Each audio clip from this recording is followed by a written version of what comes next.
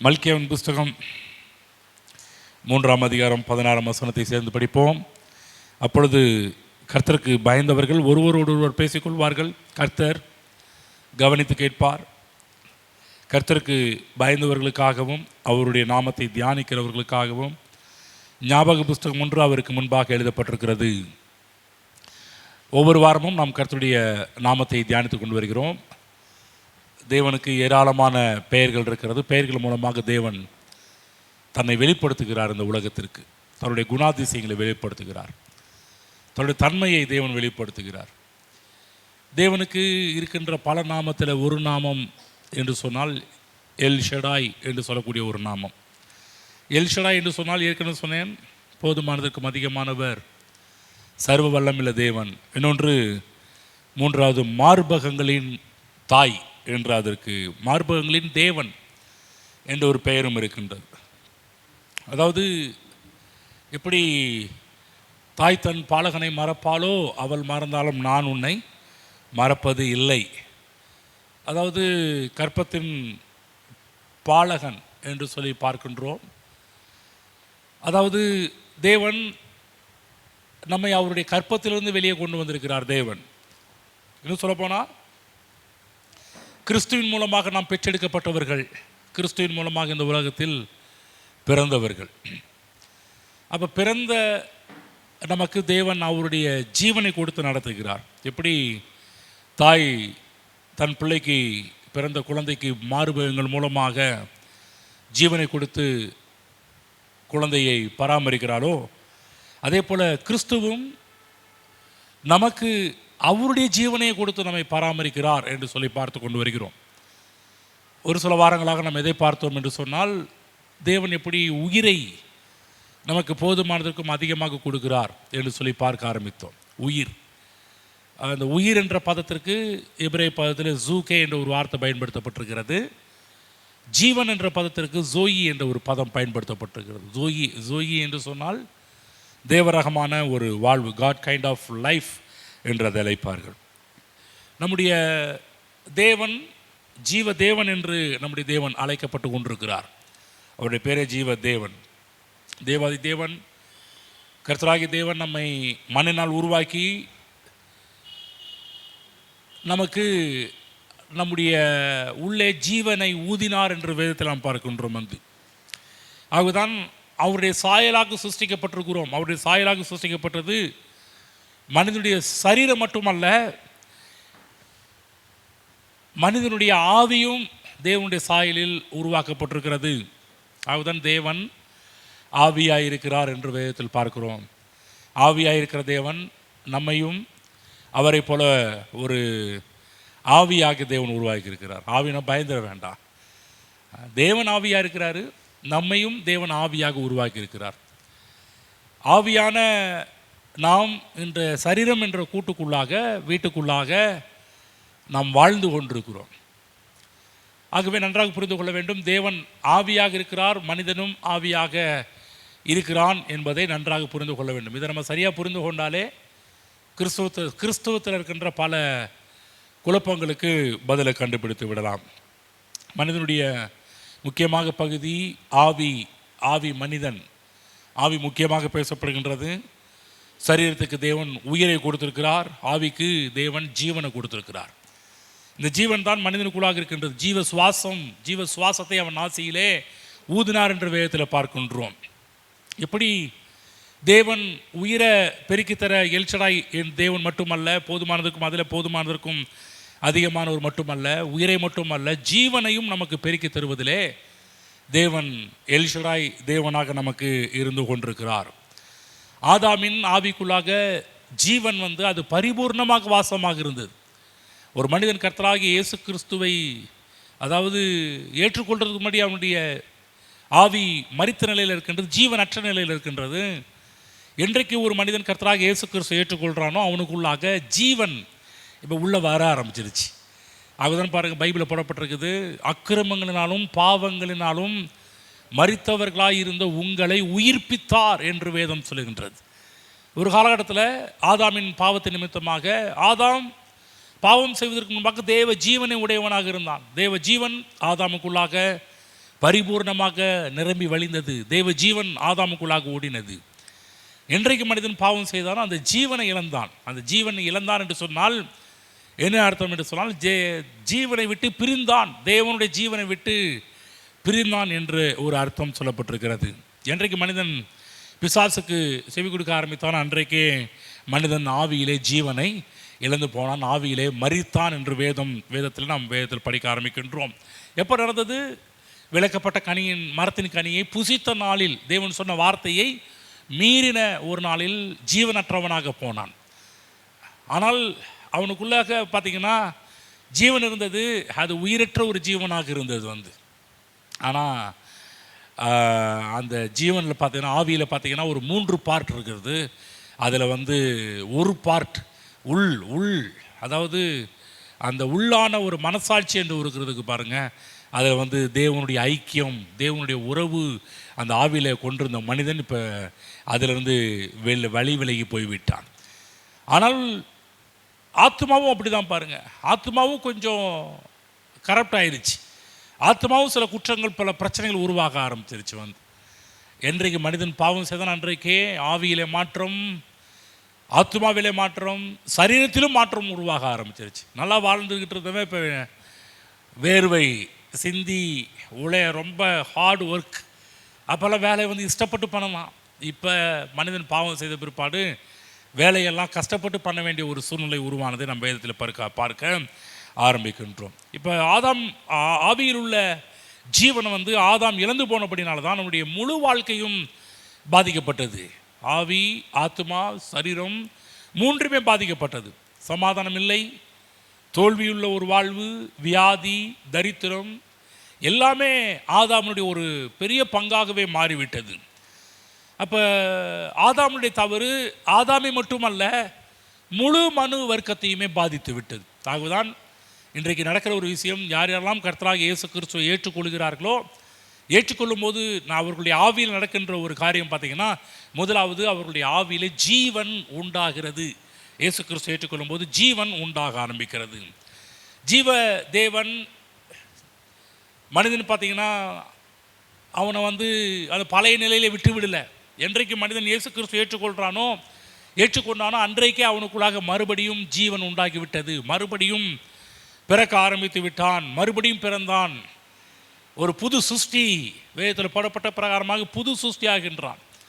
வேதத்தில் யோவான் 3:14 படிக்கணும், தேவன் தம்முடைய ஒரே பேரான குமாரனை விசுவாசிக்கிறவன் எவனோ அவன் கெட்டு போகாமல் நித்திய ஜீவன் ஜோயி ஜீவனை அடையும்படிக்கு அவரை தந்தரலி இவ்வளவாய் உலகத்தில் அன்பு கூர்ந்தார். அப்போ மனிதனுக்கு தேவை ஒரு சன்மார்க்க போதனை அல்ல. கவனமாக கேளுங்க, ரட்சிக்கப்படாத ஒரு மனிதனுக்கு தேவையானது ஒரு சன்மார்க்க போதனை அல்ல. நான் அடிக்கடி சொல்கிற மாதிரி, செத்து போனவனுக்கு என்னதான் உட்கார வச்சு பிரசங்கம் பண்ணினாலும், சூப்பராக பிரசங்கம் பண்ணாலும், அழகழகாக பிரசங்கம் பண்ணாலும், பாயிண்டாக எடுத்து பிரசங்கம் பண்ணினாலும் அவனுக்கு ஒன்றும் புரியாது. ஏனென்று சொன்னால் அவன் ஆவியிலே இறந்தவனாக இருக்கிறான், தேவனை விட்டு பிரிந்தவனாக இருக்கிறான். அவனுக்கு எவ்வளோதான் சன்மார்க்க போதனைகளை போதித்தாலும் அவன் ஜீவனை அடையவே முடியாது. இன்றைக்கு உலகத்தில் ஏராளமான இடங்களிலே சன்மார்க்க போதனை நடக்கிறது. நல்ல சில இடத்துல பாருங்கள், அந்த அவங்க டீச்சிங் நல்லா இருக்கும் கேட்குறதுக்கு. சில ஆட்கள் ரொம்ப ஒரு பிரமாதமாக பேசுவாங்க. ஊழியக்காரங்க நாங்கள்லாம் பாருங்கள், அவங்களுக்கு ஒப்பிட்டு பார்க்கும்போது, அவங்கள கம்பேர் பண்ணி பார்க்கும்போது எங்களை விட சிறப்பாக அழகாக பேசக்கூடியவர்கள் அந்த உலகத்தில் எவ்வளவோ பெயர்கள் இருக்கிறாங்க. சன்மார்க்க போதனைகள் ஏராளமாக இருக்கின்றது. ஆனால் அவனுக்கு தேவை சன்மார்க்க போதனை அல்ல. ஒரு ரட்சிக்கப்படாத ஒரு மனிதனுக்கு முதல் தேவை, அவனுக்கு ஜீவன் தேவை, உயிர் தேவை.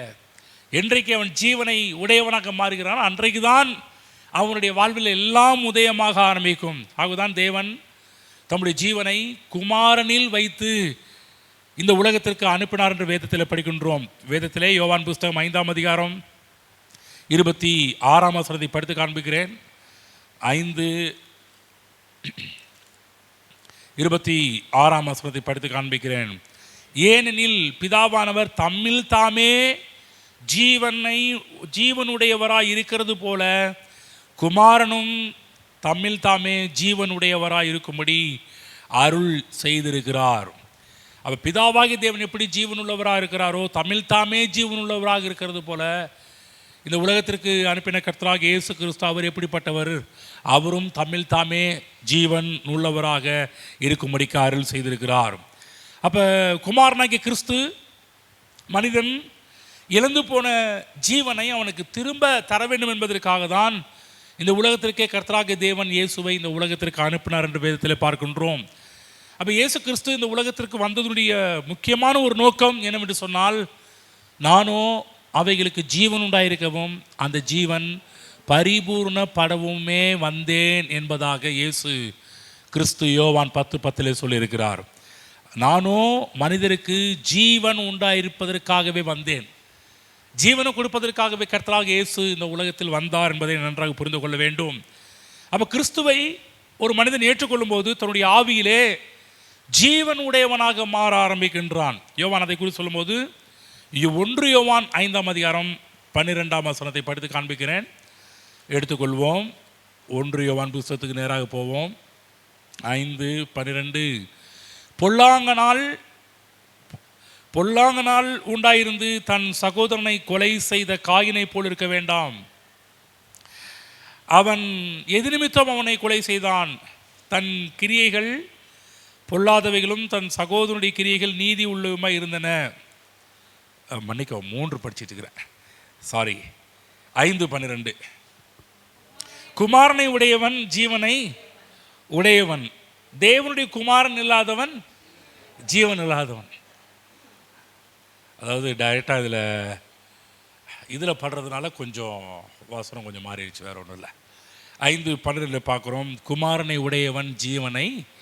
யார் யாரெல்லாம் கர்த்தராக இயேசு கிறிஸ்துவை உடையவர்களை இயேசு கிறிஸ்துவை ஏற்றுக்கொண்டார்களோ நன்றாக புரிந்து கொள்ள வேண்டும், அவர்கள் அத்தனை பேரும் ஜீவனுடையவர்களாக மாறுகிறார்கள்.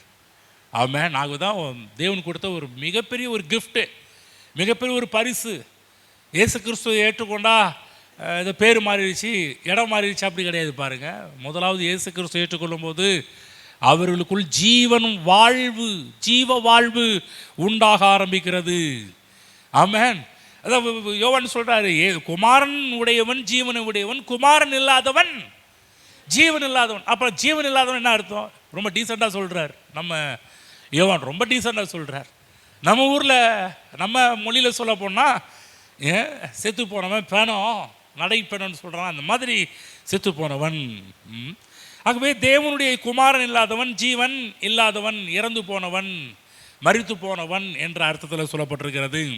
ஆகவே கிறிஸ்துவை ஏற்றுக்கொண்ட, உள்ளத்தில் ஏற்றுக்கொண்ட ஒவ்வொருவரும் அவர்களை குறித்து அப்போஸ்தலனாகிய பவுல் இவ்வாறு விவரிக்கிறார். அவர்கள் என்ன சொல்கிறாருன்னா, பிலிப்பியர் 1:21 சொல்கின்றார், கிறிஸ்து எனக்கு ஜீவன், சாவு எனக்கு ஆதாயம். அப்போ என்ன சொல்கிறாரு? கிறிஸ்து எனக்கு ஜீவன். என்ன ஒரு அர்த்தத்தில் பேசுகிறார் பாருங்க. ஆகவே இங்கே இருக்கிற ஒவ்வொரு நாளாக புரிஞ்சுக்கணும், என் ஜீவனே அவர் தான். உயிர் இருக்குது, ஆனால் ஜீவனுடையவர்களாக மாற வேண்டும். உயிர் வேறு, ஜீவன் வேறு. உயிர் சரீரத்தில் இருக்கின்ற ஒன்று, ஜீவன் ஆவியில் இருக்கின்ற ஒன்று.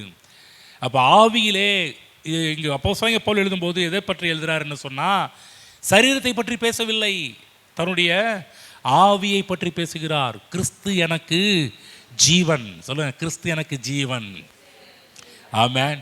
நன்றாக புரிந்து கொள்ளும், கிறிஸ்துவே நமக்கு ஜீவனாக இருக்கிறார். கொலோசியர் 3:4 அப்போஸ்தலனாகிய பவுல் இன்னும் கொஞ்சம் ஒரு படி மேலே போய் இன்னும் கொஞ்சம் ஒரு அதிகமான ஒரு காரியம் சொல்கிறாரு. இயேசு கிறிஸ்துவை குறித்து என்ன பேசுகிற 3:4 படித்து காண்பிக்கிறேன். நம்முடைய ஜீவனாகிய கிறிஸ்து வெளிப்படும் போது நீங்களும் அவரோட கூட மகிமையிலே வெளிப்படுவீர்கள். இயேசு கிறிஸ்துவை பற்றி சொல்லும்போது ஜீவனாகிய கிறிஸ்து. ஆமென். கிறிஸ்துவ சொல்ல அவராய ஜீவன், கிறிஸ்துவே எனக்கு ஜீவன் என்று சொல்லி பிலிப்பியரில் பவுல் சொல்கிறாரு.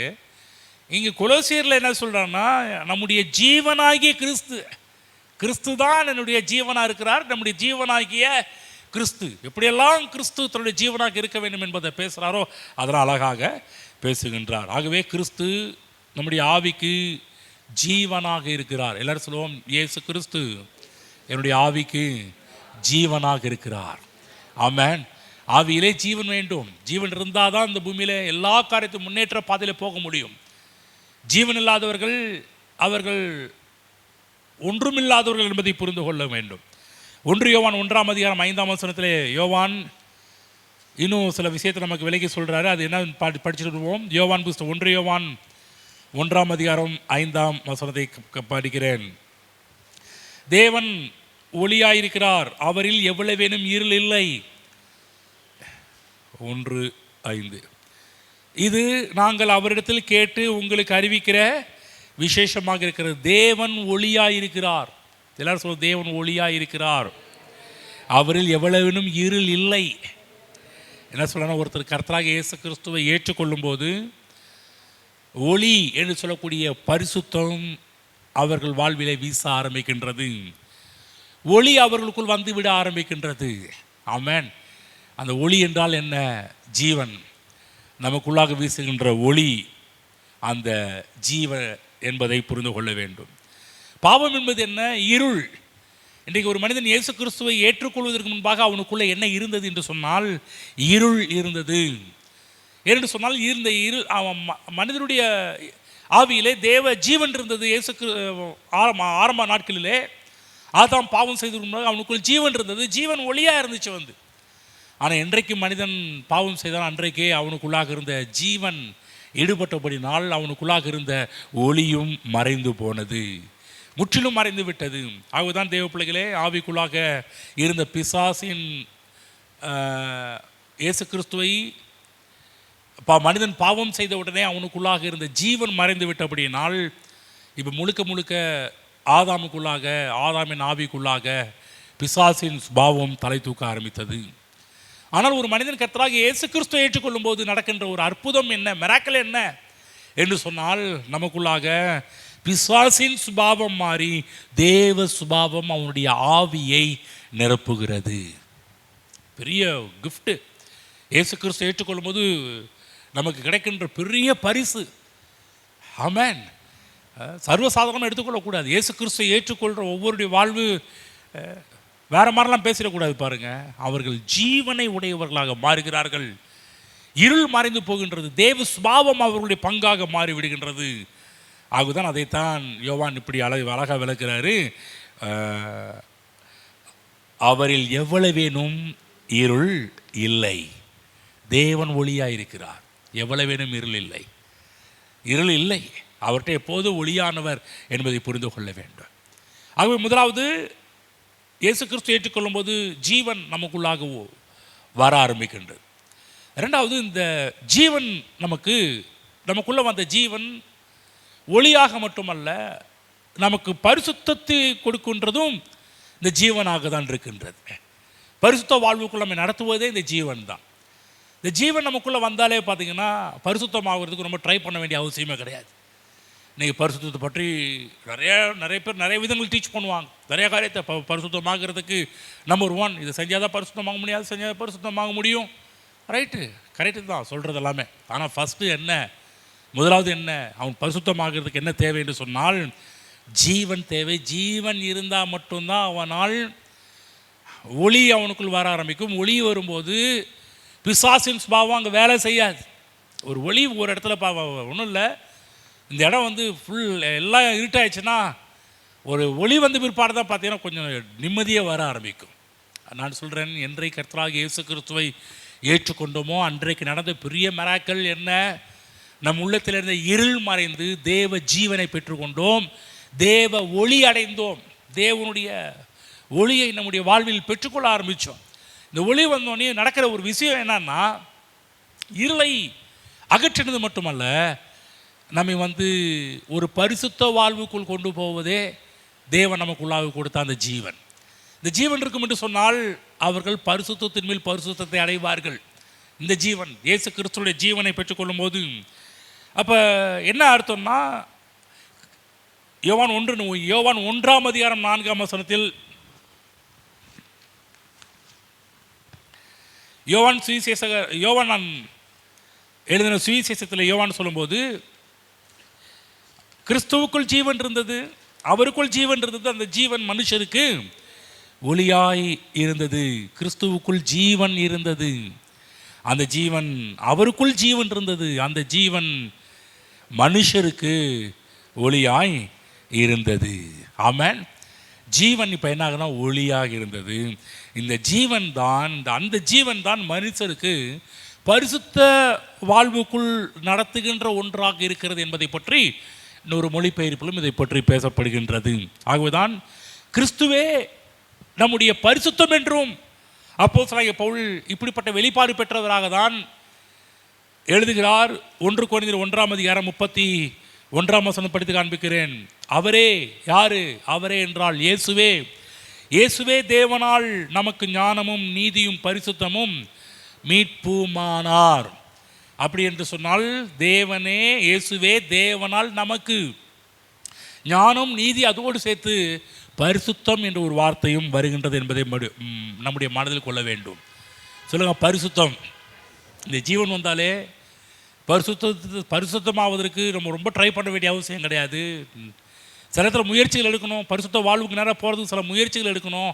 ஆனால் இந்த ஜீவன் இருக்கும்போது அந்த முயற்சி எடுப்பதற்கெல்லாம் இது ரொம்ப உதவி செய்கிறது என்பதை புரிந்து கொள்ள வேண்டும். ஒரு முறை மூடி பிரசங்கியார், டிஎல் மூடி என்று சொல்லக்கூடிய ஒரு அருமையான ஒரு பிரசங்கியார். அநேக புஸ்தகங்கள்லாம் எழுதியிருக்கிறாரு, ஏராளமான புஸ்தகங்கள்லாம் எழுதப்பட்டிருக்கிறது, அவர் எழுதியிருக்கிறாரு. ஒரு முறை டிஎல் மூடி பிரசங்கியார் கர்த்தருடைய ஊழியத்தை ஒரு கன்வென்ஷனில் பேசியிருக்கும்போது அங்கு ஒரு ஆர்கன் வாசித்த ஒரு பெண் பிள்ளை தேவனுடைய ஆவியினால் நிரப்பப்பட்டதை அவர் உணர ஆரம்பித்தார் வந்து. ஆனால்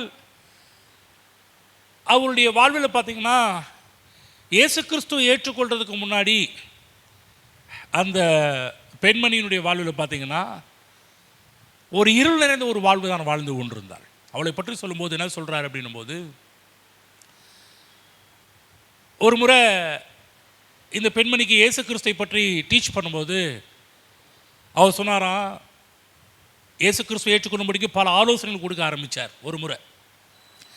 ஆனால் அந்த பெண்மணி டிஎல் மூடியை பற்றி சொல்கிறாரு, பாஸ்டர் நீங்கள் சொல்கிறது கரெக்டு தான், ஆனால் இன்றைக்கி வந்து நான் வந்து ஒரு கிளப்பில் போய் டான்ஸ் ஆடணும், டான்ஸ் ஆடிட்டு அப்புறமேட்டுக்கு வந்து நான் வந்து இயேசு கிறிஸ்துவை ஏற்றுக்கொள்கிறேன்னாராம். ஏற்றுக்கொள்கிறேன்னு சொல்லி அந்த பெண்மணி சொன்னாலாம்.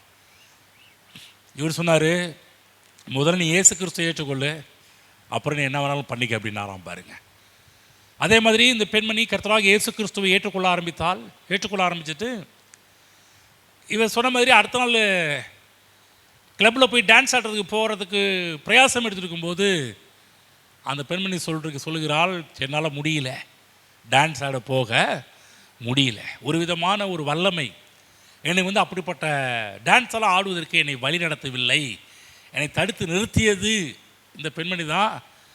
கன்வென்ஷனில் பிரசங்கம் பண்ணியிருக்கும்போது பரிசுத்த ஆவியினால் நிரப்பப்பட்டாள் என்பதை பற்றியும் அவர் தன்னுடைய புஸ்தகத்தில் எழுதி வைத்திருக்கிறார். என்ன ஆச்சரியம்னா, கர்த்தராகிய இயேசு கிறிஸ்து ஏற்றுக்கொள்ளும் போது நடக்கின்ற ஒரு பெரிய அற்புதம் என்னன்னு சொன்னால் பிடிக்கிறது.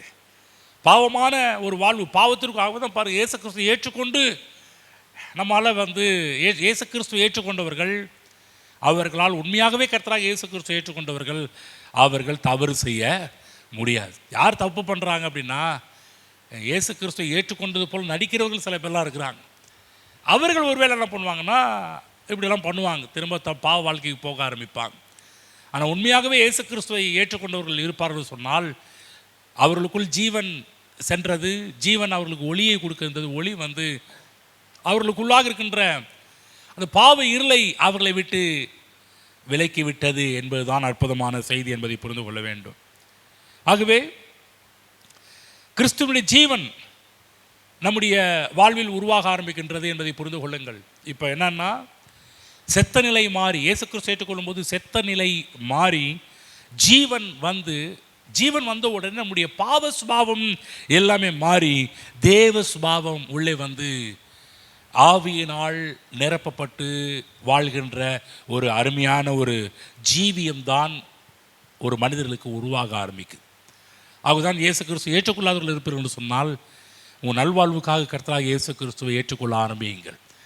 சில இடத்துல வந்து இதை விட முடியல, அதை விட முடியல, இந்த பாவம் என்னை ஆளுகை செய்துன்னு சொல்லிட்டு இருப்பீங்கன்னா கர்த்தராகிய இயேசு கிறிஸ்துவுக்கு முதலாவது இடத்தை திறந்து கொடுங்கள். இயேசு உள்ளே வருவார் என்று சொன்னால் அவர் உள்ளே இருக்கின்ற எல்லா பாவ இருளையும் நம்மை விட்டு அகற்றி விடுவார். ஆகவே ஒருவன் கிறிஸ்துவுக்குள் இருந்தால் புது சிருஷ்டியாக இருக்கிறான், பழையவர்கள் ஒழிந்து போயின, எல்லாம் புதிதாகின. அப்போ ஒருவன் என்பது என்ன? ஒருவன் கிறிஸ்துவுக்குள் இருந்தால் என்ன என்ன ஒருவன் என்று சொல்லுவது மனிதனுடைய ஆவியை பற்றி சொல்லப்படுகின்ற ஒரு காரியம். கிறிஸ்துவை ஏற்றுக்கொள்ளும் போது சரீரத்தில் மாற்றம் ஏற்படுவது கிடையாது. கிறிஸ்துவை ஏற்றுக்கொள்ளும் போது ஆவியிலே மாற்றம் உண்டாகின்றது. கிறிஸ்துவை ஏற்றுக்கொள்ளும் போது திரும்ப சரீரம் அப்படியே தான் இருக்குது. அதே குண்டாக தான் இருப்பாங்க. அதே கலராக தான் இருக்கும். சரீரத்தில் எந்த ஒரு மாற்றத்தையும் பார்க்க முடியாது. முடியில் எந்த ஒரு மாற்றத்தையும் பார்க்க முடியாது. தோற்றத்தில் எந்த ஒரு மாற்றத்தையும் பார்க்க முடியாது, இல்லைங்களா? இயேசு கிறிஸ்து ஏற்றுக்கொண்ட பிற்பாடு எல்லாரும் அப்படியே வேற மாதிரி மாற ஆரம்பிச்சிடறா. கருப்பாக இருக்கிறவங்களாம் வெள்ளையாக மாறிடுறாங்களா? உடம்புல குறை இருக்கிறவங்களாம் வேற மாதிரி மாற ஆரம்பிச்சிடுறாங்களா? அப்படியே தான் இருக்குது. அப்படியே தான் இருக்குது. ஒரு மாற்றமும் இல்லவே இல்லை. ஆனால் இயேசு கிறிஸ்து ஏற்றுக்கொள்ளும் போது சரீரம் மாற்றப்படவில்லை, ஆனால் அவருடைய ஆவி, பைபிள் போடப்பட்டிருக்குது, ஒருவன் கிறிஸ்துவுக்குள் இருந்தால் புது சிருஷ்டி ஆகிறான் என்று சொல்லக்கூடியது அவர்கள் ஆவியில் நடக்கின்ற மாற்றத்தை பற்றி தான் வேதம் சொல்கின்றது. அதே போல் நம்முடைய எண்ணங்களிலும் உடனடியாக மாற்றங்கள் ஏற்படுவது கிடையாது. இயேசு கிறிஸ்துவை ஏற்றுக்கொள்ளும் போது உடனடியாக சரீரம் மாறுவது இல்லை. இயேசு கிறிஸ்துவை ஏற்றுக்கொள்ளும் போது உடனடியாக நம்முடைய மனமும் மாறுவது இல்லை.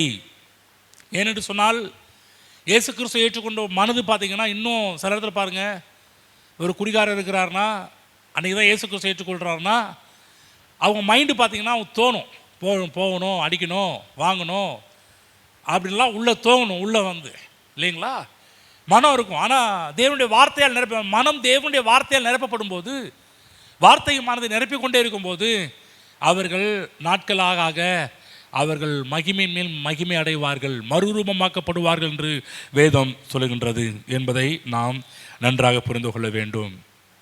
ஆமென். புரியுதுங்களா? நாட்களாக மாற்றங்கள் உருவாவதை நம்முடைய வாழ்விலே நாம் பார்க்க ஆரம்பிப்போம். அது மட்டுமல்ல, எல்ஷடாய் தேவன் நமக்கு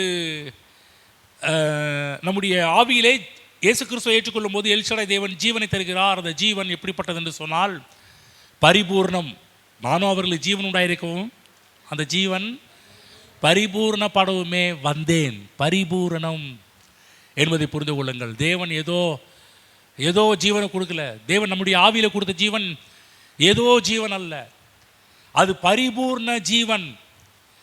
பரிபூர்ணம் என்று சொன்னால் அதுக்கு மெஷர்மெண்ட்டு எங்கேயோ போய் நிற்கும். ஏன்னா தேவன் போடுகின்ற அளவுகோல், அது எல்ஷடாய் தேவன் போடுகின்ற அளவுகோல் அது பெரியது என்பதை புரிந்து கொள்ள வேண்டும்.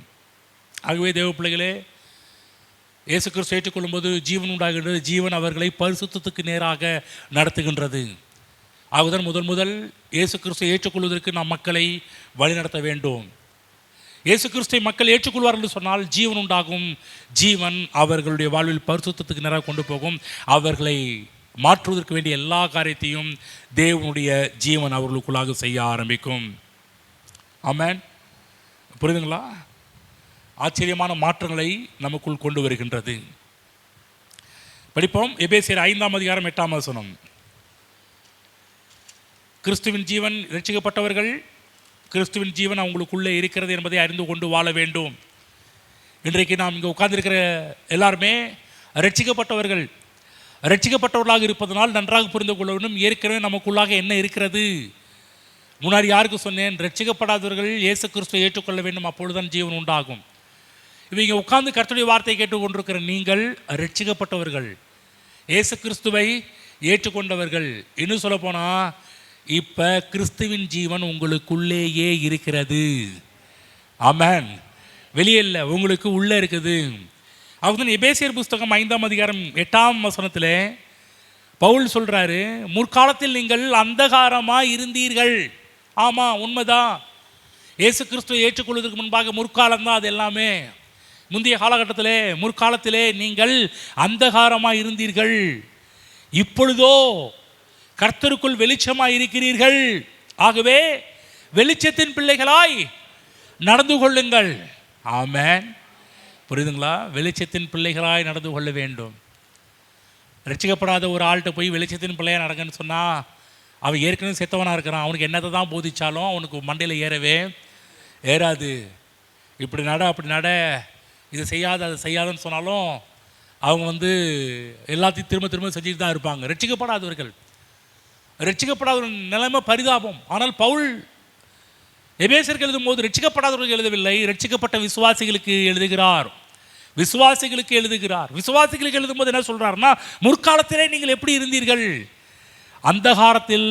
அந்தகாரமாய் இருந்தீங்கன்னா இருளாக இருந்தீங்க. ஆனால் இப்பொழுதோ கர்த்தருக்குள் வெளிச்சமாய் இருக்கிறீர்கள். ஆகையால் வெளிச்சத்தின் பிள்ளைகளாய் நடந்து கொள்ளுங்கள். ஆகவே தேவனே என்னை பரிசுத்தமாக்கும் என்று சொல்லி ஜெபம் பண்ணுறதுக்கு பதிலாக உள்ளே ஒளி இருக்கிறது என்று நாம் விசுவாசிக்க வேண்டும். இந்த ஒளி என்னை மாற்றும், இந்த ஒளி என்னை பரிசுத்தத்திற்குள்ளாக கொண்டு செல்லும், பரிசுத்த வாழ்வுக்குள்ளாக என்னை நடத்தும் என்று சொல்லி நாம் அப்படி விசுவாசிக்க வேண்டும். ஆமென். முதலாவது ஜீவன் உண்டாகிறது. இந்த ஜீவன் பரிசுத்த வாழ்வுக்கு நேரம், ரெண்டாவது பரிசுத்த வாழ்வுக்கு நேரம் நடத்துகின்றது. இந்த ஜீவன் நமக்கு முன்னேற்றத்தை, மூன்றாவது முன்னேற்றத்தை இந்த ஜீவன் நமக்கு கொடுக்கின்றதாக இருக்கிறது. அவருக்குள் ஜீவன்றது, அந்த ஜீவன் மனுஷருக்கு ஒளியாய் இருந்தது என்று வேதத்தில் பார்க்கின்றோம். சில மொழிபெயர்ப்புகள் இந்த ஒளியாய் அவருக்குள் ஜீவன்றது, அந்த ஜீவன் மனுஷருக்கு ஒளியாய் இருந்தது என்பது பற்றி சொல்லும்போது என்ன சொல்கிறது என்று சொன்னால், மனுஷர்களுக்கு முன்னேற்றமாய் இருந்தது, முன்னேற்றத்தை கொடுத்து கொண்டே இருந்தது என்பது பற்றி எழுதப்பட்டிருக்கிறது. அப்போ நன்றாக புரிந்து கொள்ளுங்கள், கிறிஸ்துவை ஒரு மனிதன் ஏற்றுக்கொள்ளும் போது அவர்கள் வாழ்வில் நடக்கின்ற ஒரு காரியம், முன்னேற்றத்தில் அவர்கள் கால் வைக்க ஆரம்பிக்கிறார்கள், முன்னேற்றமான பாதையில் நுழைய ஆரம்பிக்கிறார்கள். ஏனென்று சொன்னால் அவர்களுக்குள்ளே இருக்கிற ஜீவன் அவர்களுடைய மனதை பாதிக்கிறது, தைரியம் உண்டாக ஆரம்பிக்கின்றது, நம்பிக்கை பிறக்க ஆரம்பிக்கின்றது. அது எல்லாமே இப்போ சரீரத்தையும் பாதிக்க ஆரம்பிக்கிறது. ஆமென். முன்னேற்றம், ப்ராக்ரஸ் உண்டாகுது, முன்னேற்றம் உண்டாக ஆரம்பிக்கிறது. அவன் மனது மட்டும் இல்லை, முன்னேற்றம் என்று சொன்னால் அவர்கள் ஆவியில் இருந்த ஜீவன் மனதுக்கு போகின்றது, மனதிலே போய் பல காரியத்தை உண்டாக்குறது, மனதில் போய் சரியான காரியத்தை உண்டாக்கணும்னு அந்த மனம் சரீரத்தை பாதிக்க ஆரம்பிக்கிறது. சரீரத்திலே முன்பு வியாதி இருந்தது, இப்போ உள்ள ஜீவன் போனதுனால, மனதுக்கு அந்த ஜீவன் உள்ளே போனதுனால இப்போ வியாதி மறைந்து ஆரோக்கியம் உண்டாக ஆரம்பிக்கிறது. முன்பு ஜீவன் இல்லாதனால் குடும்ப உறவு பாதிக்கப்பட்டது, இப்போ ஜீவன் ஆவியில் போய் மனதுக்கு போனபடினால இப்போ குடும்ப உறவிலே கசப்புகள் மாறி இன்பம் மலர ஆரம்பிக்கிறது. முன்பு கையின் பிரயாசத்திலே தோல்வியை கண்டவன் இப்போ ஜீவன் உள்ளே வந்தோனிமே அது அவனுக்குள் உள்ளே சென்று ஆவியை பாதித்த ஜீவன் அங்கிருந்து சென்று மனதை பாதிக்கிறபடியினால், மனதில் கர்த்தருடைய வார்த்தை போகிறபடினால் அவனுடைய கையின் பிரயாசத்திலேயும் தரித்திரம் நீங்கி ஐஸ்வர்யம் உண்டாக ஆரம்பிக்கிறது. மொத்தத்தில் பார்த்தோம் என்று சொன்னால் ஜீவன் உள்ளே போனாலே அவர்களை படிப்படியாக முன்னேற்ற பாதைக்குள்ளாக நடத்த ஆரம்பித்து விடுகின்றது. என்று சொன்னால் எல்ஷடாயின் ஜீவன் மனிதனுக்குள்ளாக மிகப்பெரிய வலிமை உள்ளது.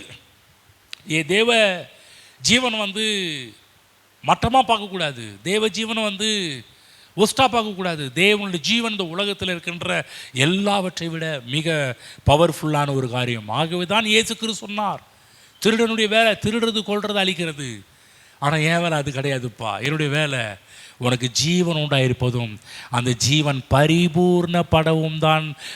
பரிபூர்ணப்பட வைப்பது தான் என்னுடைய வேலையாக இருக்கிறது. தேவ ஜீவன் வந்தாலே வாழ்க்கையே வேறு மாதிரி ஆக ஆரம்பிச்சிடும். ஆகவே தேவ ஜீவன் உள்ளே பொங்கி வழியும் போது அவர்களுக்கு பரிசுத்தத்தை மட்டுமல்ல, அவர்கள் வாழ்க்கையவே அது பாதிக்க ஆரம்பிக்கிறது, வாழ்க்கையில் முன்னேற்ற பாதைக்குள் கொண்டு போக ஆரம்பிக்கிறது. சொல்லப்போனால் இந்த பூமியிலே வெற்றிகரமான ஒரு வாழ்வு அவர்கள் வாழ ஆரம்பித்து விடுகிறார்கள். என்று சொன்னால் கிறிஸ்துவின் வார்த்தை மிகப்பெரிய ஒரு சவாலாக அவர்களுக்கு வர ஆரம்பிக்கின்றது. ஜீவன் ஒரு மனிதனுடைய வாழ்க்கையின் தரத்தையே உயர்த்துகின்றதாக மாறுகின்றது.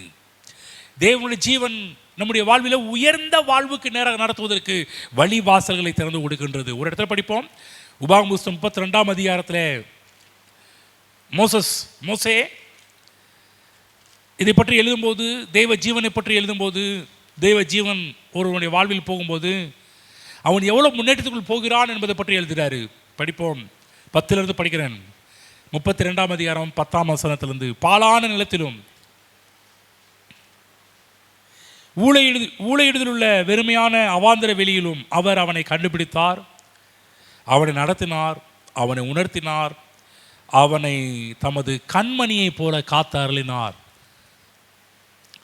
கழுகு தன் கூட்டை கலைத்து தன் குஞ்சுகளின் மேல் அசைவாடி தன் சட்டைகளை விரித்து அவைகள் எடுத்து அவைகளை தன் சட்டைகளின் மேல் சுமந்து கொண்டு போகிறது போல கர்த்தர் ஒருவரே அவனை வழிநடத்தினார்.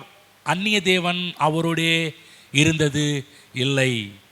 பூமியில் உள்ள உயர்ந்த ஸ்தானங்களின் மேல் அவனை ஏறி வர பண்ணினார். வயலில் விளையும் பலனை அவனுக்கு புசிக்க கொடுத்தார். கண்மலையில் உள்ள தேனையும் கற்பாறையிலிருந்து வடியும் எண்ணெயையும் அவன் உண்ணும்படி செய்தார். பசுவின் வெண்ணெயையும் ஆட்டின் பாலையும் பாசானின் மேயும் ஆட்டுக்குட்டிகள் காட்டுக்கடாக்கள் வெள்ளாட்டுக்கடாக்கள் இவருடைய கொழுப்பையும் கொழுமையான கோதுமையையும் இரத்தம் போன்ற சுயமான திராட்சை ரசத்தையும் சாப்பிட்டாய். கவனிங்க, ஒரு மனிதன் இயேசு கிறிஸ்துவை ஏற்றுக்கொள்வதற்கு முன்பாக அவனுடைய வாழ்வு எப்படிப்பட்டதாக இருந்தது என்று சொன்னால், பாழான நிலத்திலும் ஊழையிடுள்ள வெறுமையான அவாந்தர வெளியிலும் என்று போடப்பட்டிருக்கிறது. இதுதான் நம்முடைய வாழ்வு. இயேசு கிறிஸ்துவை ஏற்றுக்கொள்வதற்கு முன்பாக நம்முடைய வாழ்வு எப்படிப்பட்டதாக இருந்தது என்று சொன்னால், அவாந்திரம், ஒன்றுமில்லாத ஒரு நிலை, வெறுமை, இல்லாமை, பற்றாக்குறை, ஏழ்மை, தரித்திரம், இதுதான் மனிதனுடைய வாழ்வில் அதிகமாக இருந்தது. பைபிள் போடப்பட்டு தேவன் அவனை கண்டுபிடித்தார்.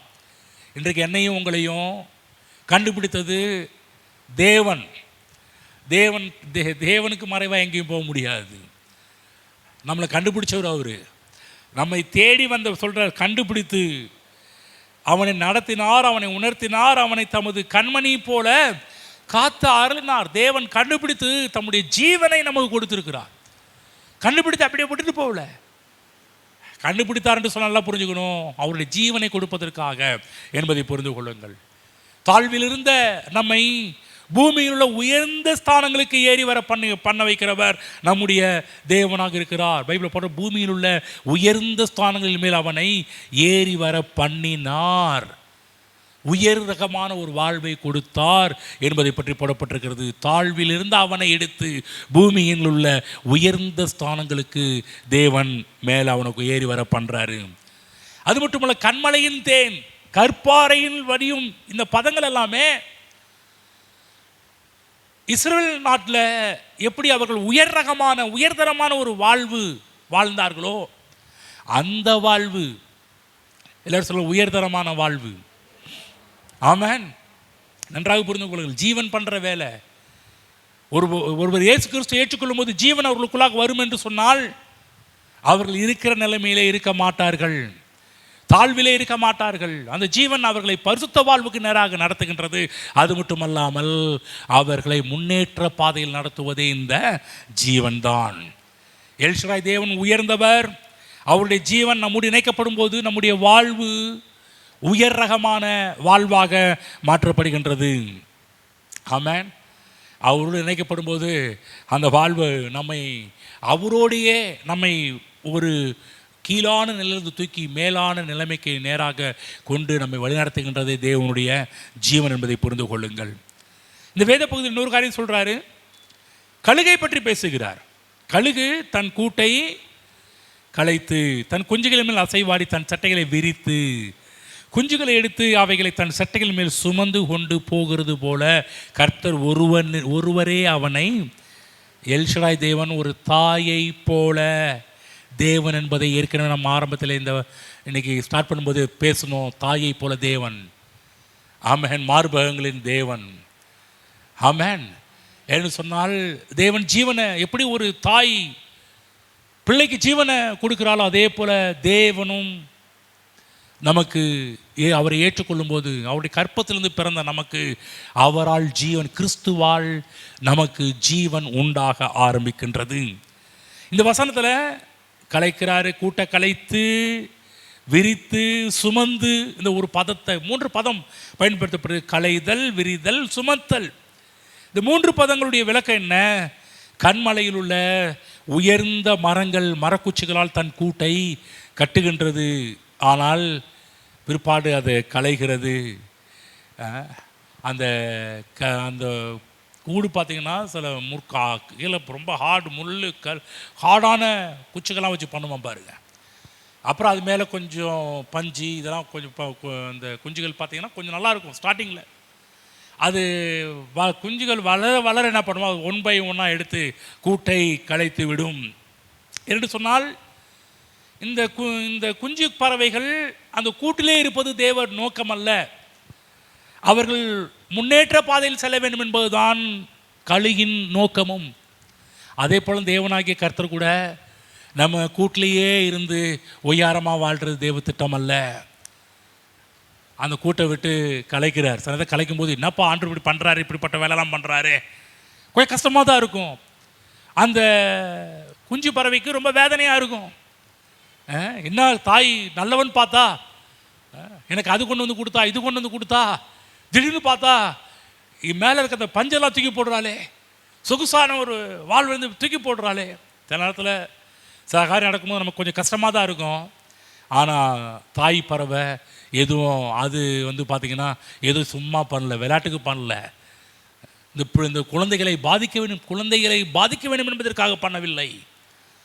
அந்த குழந்தைகள் முன்னேற வேண்டும் என்பதற்காக, உயர பறக்க வேண்டும் என்பதற்காக அவர்கள் அப்படியே இருப்பது. ஆகவே நம்முடைய வாழ்வில் கூட நாம் அப்படியே இருப்பது தேவ நோக்கம் அல்ல. ரட்சிக்கப்பட்ட நாம் அப்படியே இருப்பது தேவ நோக்கம் அல்ல. சில பைபிளை கூட பாருங்கள், அப்போஸ்தலர் புத்தகத்தில் 8ஆம் அதிகாரத்தில் சபைகளில் ஒரு பிரச்சனை வந்த பிற்பாடு சபைகள் சிதறப்பட்டது என்று பைபிள் பாருங்கள். சிதறப்பட்டவர்கள் எங்கும் திருந்து சுவிசேஷ வசனத்தை பிரசங்கித்தார்கள் என்று பைபிள் போடப்பட்டிருக்குது.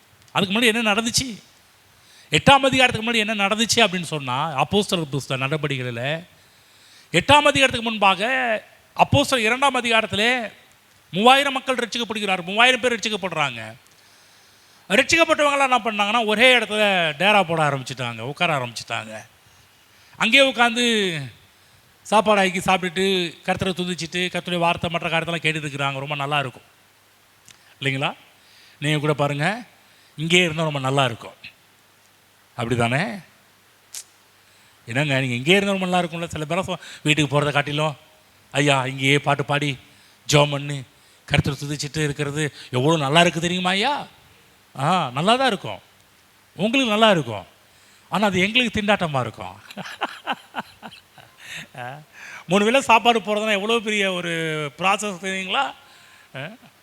ஒரு இங்கே போய் 3000 பேர் ரசிக்கப்பட்டா அப்புறம் 5000 பேர் ரசிக்கப்படுறாங்க.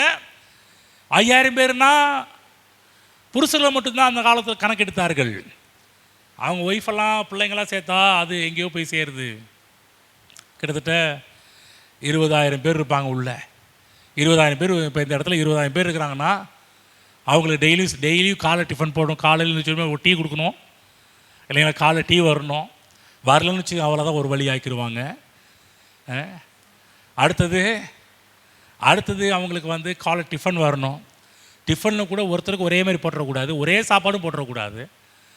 அதில் ஒரு பிரச்சனை வரும். 11 மணிக்கு டீ கொடுக்கணும், டீ வடை வரணும். 1 மணிக்கு சாப்பாடும், 4 மணிக்கு டீயும் பஜ்ஜி போகணும். இரவில் சாப்பாடு வரணும். கொஞ்சம் யோசிச்சு பாருங்கள், இந்த மாதிரி நடந்துகிட்டு இருந்துச்சா என்ன நடக்கும் பாருங்கள். ஆனாலும் மக்கள் ஆர்வமாக செய்தார்கள். பைபிளை பார்க்குறோம், எல்லாருமே நிலத்தை அது இதை விற்று, வீடு நிலங்கள் எல்லாத்தையும் விற்றுட்டு அப்போஸ்தலர் பாதத்தில் வந்து போடுறாங்க. எல்லாத்தையும் வச்சு ஷேர் பண்ணி பகிர்ந்து பண்ணுறாங்க. ஆனால் தேவ நோக்கம் அது அல்ல, தேவ திட்டம் அது அல்ல.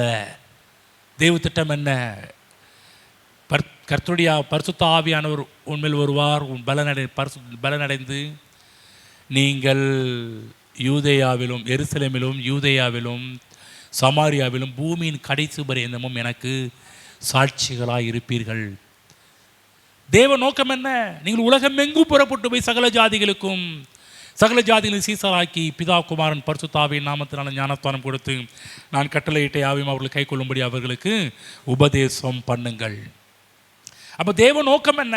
அவங்க ஒரே இடத்துல இருப்பது தேவ நோக்கம் அல்ல, எல்லா இடத்துக்கும் போகணும். அதே போல தான் இந்த கழுகு தன்னுடைய குஞ்சுகளை வந்து அது பஞ்செல்லாம் எடுத்து போடும்போது அதுக்கு ரொம்ப வேதனையாக இருந்திருக்கும். ஆனால் கழுகின் தாய் பறவையினோட நோக்கம், நீங்கள் இதே கூட்டில் இருப்பது நான் உன் மேலே வச்சுருக்க நோக்கத்திட்டம் இல்லை. நீயும் என்னைய மாதிரி பறக்கணும், நீயும் என்னை மாதிரி உயரத்துக்கு செல்ல வேண்டும்.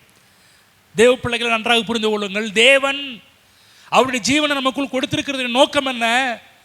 நம் ஜீவனை அடைவது மட்டுமல்ல, பரிசுத்த வாழ்வுக்கு நேராக போவது மட்டுமல்ல, அடுத்தது ஒரு ப்ராசஸ் இருக்கிறது.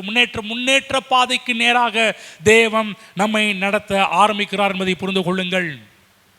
ஆமென், ஆமென். ஆகவே ஏன் தேவன் நமக்குள் ஜீவனை கொடுத்தார்? அந்த ஜீவன் பரிபூர்ணப்படவுமே வந்தேன் என்பதாக தேவன் வேதத்தில் எழுதி வைத்திருக்கிறார். தாய் கழுகு, குஞ்சு பறவைகள் தன்னை போலவே ஒய்யாரமாக பறக்க வேண்டும் என்ற ஒரு நோக்கத்தோடு அதெல்லாம் செய்தது. ஆமென்.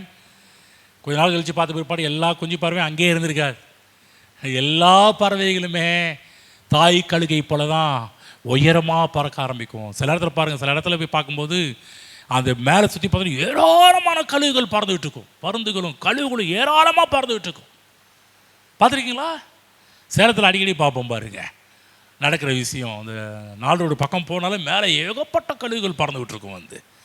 அடிக்கடி நடக்கிற ஒரு விஷயம். எப்படி இது நடந்துச்சு?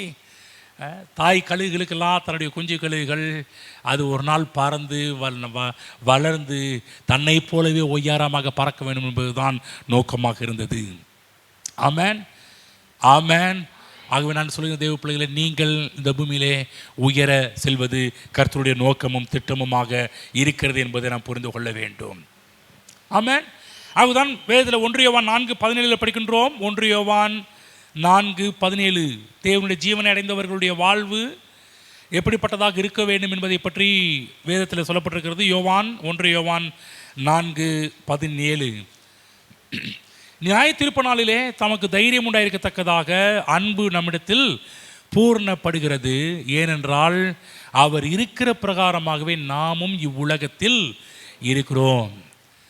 இந்த தேவனாகிய கிறிஸ்து அவர் இருக்கிற பிரகாரமாகவே நம்மை இருக்க வைக்கிறார். எப்படி ஒரு தாய் கழுகு தன்னுடைய குஞ்சு கழுகுகளை அதை போலவே உயர பறக்கும்படி கொண்டு சென்றதோ, அதே போல தேவனாகிய கிறிஸ்துவும் நமக்குள் ஜீவனை கொடுத்திருக்கிறார், நம்மை பிறப்பித்திருக்கிறார். பிறந்த நாம், தேவனால் பிறந்த நாம் எப்படி இருக்கு? அவரை போலவே பைபிள் போடப்பட்டிருக்குது. என்ன சொல்றாருன்னா, அவர் இருக்கிற பிரகாரமாக நாமும் உலகத்தில் இருக்கிறோம். இருப்போம் என்று சொல்லல, இருக்கிறோம் என்று சொல்றார். ஆமென். ஆகவே இந்த பூமியிலே கிறிஸ்துவை போலவே நாம் வாழ வேண்டும் என்பது தேவ நோக்கமாக இருக்கிறது. இப்படிப்பட்ட ஒரு உயர்தரமான ஒரு வாழ்வுக்காக தான் தேவன் நம்மை அழைத்திருக்கிறார். அதற்காக தான் தேவன் தன்னுடைய ஜீவனை நமக்குள் கொடுத்திருக்கிறார். இன்னொரு வசனம் போவோம். ரோமர் புஸ்தகம் 5:17 அங்கேயும் அப்போஸ்தலனாகிய பவுல் விசுவாசிகளுக்கு எழுதும்போது, ரோமாபுரி சபை மக்களுக்கு எழுதும்போது அருமையான ஒரு சத்தியத்தை வெளிப்படுத்துகிறார். அது என்ன சத்தியம் என்று சொன்னால், ரோமர் 5:17 படிக்கிறேன். அல்லாமலும் ஒருவனுடைய மீறுதலினாலே அந்த ஒருவன் மூலமாய் மரணம் ஆண்டு கொண்டிருக்க, கிருபையின் பரிபூர்ணத்தையும் நீதியாகிய ஈவின் பரிபூர்ணத்தை பெறுகிறவர்கள் இயேசு கிறிஸ்து என்னும் ஒருவராலே ஜீவனை அடைந்து ஆளுவார்கள் என்பது அதிக நிச்சயமாகவே. ஜீவன், முதலாவது ஜீவன். ஆளுகை முக்கியம், ஆளுகை வரும். ஆனால் ஆளுகை வருவதற்கு முன்பாக என்ன வரணும்? ஜீவன் வரணும். அதுதான் பவுல் கரெக்டாக தெளிவாக எழுதுகிறாரு. இயேசு கிறிஸ்து என்னும் ஒருவராலே ஜீவனை அடைந்து. ஆமென். ஃபஸ்ட்டு ஜீவனை அடையணும், ரெண்டாவது ஆளுவார்கள் என்பது அதிக நிச்சயமாமே. தேவ பிள்ளைகளே, இன்றைக்கு உலகம் பாவத்திற்கும் சாபத்திற்கும் வியாதிகளுக்கும் தரித்திரத்திற்கும் அடிமைப்பட்டு கிடக்கும்போது, கிறிஸ்துவின் ஜீவனை அடைந்தவர்கள் ராஜாக்களை போல ஆளுவார்கள் என்று வேதம் மிகப்பெரிய ஒரு சத்தியத்தை நமக்கு கூறுகிறது. ஜீவனை அடைந்து ஆளுவார்கள். யார் ஆளுவாங்க? ராஜாக்கள். ஆளுகை செய்கிறது யார்? ராஜாக்கள் தான் ஆளுகை செஞ்சுட்டு இருக்கிறாங்க. அப்படி என்று சொன்னால் ஜீவனை அடைந்த ஒவ்வொருவரும் ராஜாக்களே.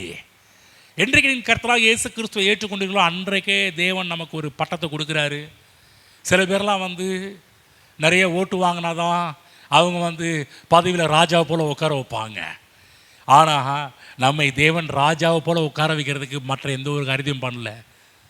இயேசு கிறிஸ்துவை ஏற்றுக்கொண்டா போதும், என்றைக்கு நீங்கள் இயேசு கிறிஸ்துவை ஏற்றுக்கொண்டீர்களோ அன்றைக்கு நடக்கிற ஒரு காரியம், ஜீவனை அடைந்து ஆளுவார்கள் என்பது அதிக நிச்சயமாமே.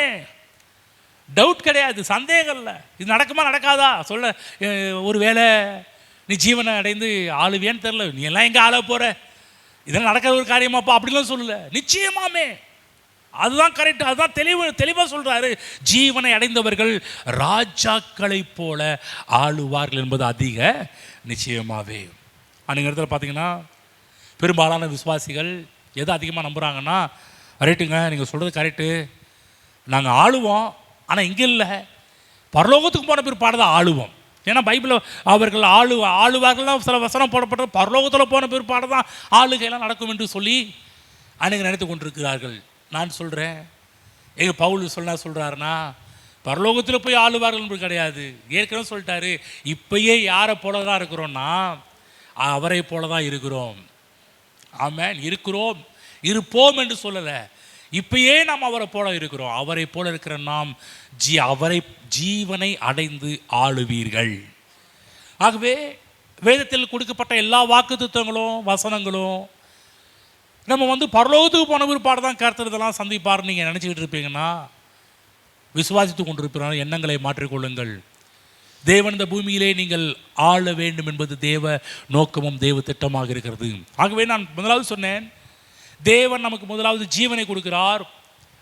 அந்த ஜீவன் நம்மை பாவ வாழ்க்கையிலிருந்து வெளியே, அந்த ஜீவன் நமக்கு ஒளியை கொடுக்கின்றது. ரெண்டாவது, அந்த ஒளி என்று சொன்னால் பாவத்திலிருந்து நம்மை வெளியே கொண்டு வருவதற்கு ஜீவன் உதவுகின்றது. மூன்றாவது சொன்னேன், அந்த ஜீவன் தான் நம்மை ஆளுகிறவர்களாக மாற்றுகிறது, முன்னேற்ற பாதையில் நடத்துகின்றது. எப்படி இஸ்ரவேல் ஜனங்கள் உயர்தரமான ஒரு வாழ்வை இந்த பூமியில் வாழ்ந்தார்களோ அதே போல வாழும்படிக்கு தேவன் நமக்கு ஒரு அழைப்பு கொடுக்கிறார். அதுதான் கழுகை பற்றி பேசுகிறார். அதுக்கு தான்ப்பா உன்னை கண்டுபிடிச்சேன், நீ எங்கேயோ ஒரு இடத்துல இருந்த, அவாந்திர வெளியில் இருந்த, உன்னை நான் கண்டுபிடிச்சேன். ஏன் கண்டுபிடிச்சேன், எதுக்காக உன்னை கண்டுபிடிச்சேன், எதுக்காக உன்னை தேடி வந்தேன் என்று சொன்னால், இந்த பூமியிலே எப்படி ஒரு தாய் பறவை தன்னுடைய குஞ்சு பறவை அதே போல பறக்க வேண்டும் என்று ஆசைப்பட்டு எல்லா காரியத்தையும் செய்ததோ, இன்றைக்கு தேவனாகிய கிறிஸ்துவும் நம்மை ஏன் ரட்சித்தார், ஏன் அழைத்தார், ஏன் மீட்டார். தேவனுக்கு ஒரு பெரிதான ஒரு நோக்கம் இருக்கிறது. என்ன நோக்கம் என்று சொன்னால், நாம் ஜீவனை அடைந்து இந்த பூமியிலே ராஜாக்களை போல ஆள வேண்டும் என்பது தேவ நோக்கமும் தேவ திட்டமாக இருக்கிறது. இந்த வசனத்தெல்லாம் மனதில் கொண்டு போய் வையுங்க, தியானியுங்கள். ஏதோ வந்தோம் கேட்டோம் அப்படின்னு போகாம, என்னமோ சொன்னாங்களே ஜீவன் சொல்கிறாரே, இந்த ஜீவன் ஒளி கொடுத்ததுன்னு சொன்னாரே, இந்த ஜீவன் நமக்கு நம்மை பரிசுத்த வாழ்வுக்கு நேரம் நடத்துதுன்னு சொல்கிறாரே, இந்த ஜீவன் நம்ம ஆளக்கூடிய ஒரு ஒரு முன்னேற்ற பாதைக்கு கொண்டு போகும் என்று சொல்கிறாரே, இதெல்லாம் நடக்கிற காரியங்களா அப்படின்லாம் கேட்பாங்க. நீங்கள் படித்து பாருங்கள், இந்த ஜீவன் பண்ணுற வேலையே வேறு மாதிரி. ஆமென். எழுந்திருப்போம், தொடருவோம் அடுத்த வாரத்தில். இயேசு கிறிஸ்து என்னும் ஒருவராலே ஜீவனை அடைந்து ஆளுவார்கள் என்பது அதிக நிச்சயமாமே, அதிக நிச்சயமாமே. அது இதில் என்ன சொல்கிறாருன்னா, சந்தேகமாக வர வேண்டாம் அப்படின்ற. அதிக நிச்சயமாமே என்ன, நீ கொஞ்சம் கூட டவுட் பட வேண்டாம்ப்பா, இது நடக்குமா நடக்காத அந்த கேள்வியை கேட்க வேண்டாம். அதிக நிச்சயம் சொல்லுவோம், அதிக நிச்சயம். ஆமென். ஆண்டவர் இயேசு கிறிஸ்து இந்த நிச்சயத்தை பற்றி நிறைய சொல்லியிருக்கிறார். அதிக நிச்சயமாமே, நிச்சயம் அல்லவா, நன்மையானவர்களுக்கு கொடுப்பது அதிக நிச்சயம் அல்லவா. அவர் எவ்வளோ சூரிட்டி கொடுக்குறார், எவ்வளோ ஒரு கான்ஃபிடென்ஸ், எவ்வளோ தைரியத்தை கொடுக்குறார், தன்னம்பிக்கை கொடுக்குறார். அதிக நிச்சயம். அதே போல் இயேசுவை போலவே பிரசங்கியார் பவுல் அவரும் சொல்கிறாரு, ஜீவனை அடைந்து ஆளுவீர்கள் என்பதும் அதிக நிச்சயம். நான் சொல்கிறேன், இந்த வார்த்தை விசுவாசியுங்கள். இந்த 1ஆம் தேதி, இந்த ஆஃப் இயர், இந்த அரையாண்டு துவக்கத்தில் சொல்கிறேன், நீங்கள் ஜீவனை அடைந்து ஆளுவீர்கள். ஆமென். ஒரு ராஜாக்களை போல வளம் வருவீர்கள், ராஜாக்களை போல இருப்பீங்க. சில இடத்துல உலகத்தில் வர நியூஸ்லாம் அதை உள்வாங்காதீங்க. உலகத்தில் வர நியூஸ் மக்களை ரொம்ப மக்களை ஒரு இன்சல்ட் பண்ணும் பாருங்க. இப்போ பேச ஆரம்பிச்சிட்டாங்க, எல்லாருடைய வாயிலும் பேச வச்சுட்டாங்க. இன்னும் 4 வருஷம் 4 வருஷம் ஏதோ ஒரு பெரிய ஒரு பஞ்சத்தை சந்திக்க போகுதாம இந்திய தேசம்.